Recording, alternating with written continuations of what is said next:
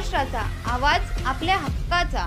अंबरनाथ पार्लेगांव में खुल चुका है एक ऐसा प्रीमियम रेस्टोरेंट जहां आपको मिलता है डिलीशियस फूड साथ एक कॉजी इंटीरियर का आनंद। Welcome to Noon to Moon. हर कॉर्नर आपको अपने एक अलग वर्ल्ड में ले जा सकता है। फैमिली मीटअप्स, गैदरिंग्स या अपने special dinner, non veg to veg, इनके मेन्यू में आपको हर तरह के डिलीशियस मिलते रहेंगे। इसलिए स्पेशल सिंधी डिशेस, जहाँ आपको मिलेगा एक वाइड वैरायटी ऑफ डिशेस, हर एक टेस्ट बर्ड को सॅटिस्फाय कर सके।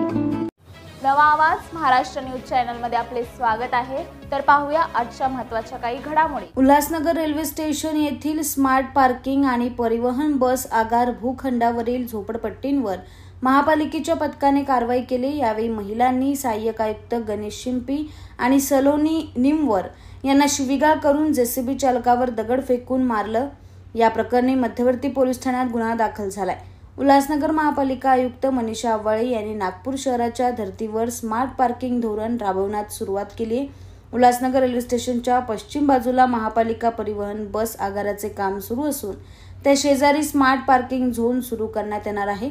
मात्र भूखंडावर अवैधपणे उभारलेल्या झोपड्या अडसर ठरल्याने शुक्रवारी आयुक्तांच्या आदेशानुसार सहाय्यक आयुक्त गणेश शिंपी यांच्या पथकाने जेसीबी मशीनने कारवाई केली। यावेळी संतप्त झालेल्या महिलांनी जेसीबीच्या कर्मचाऱ्यांना शिवीगाळ करत दगड फेकून मारले।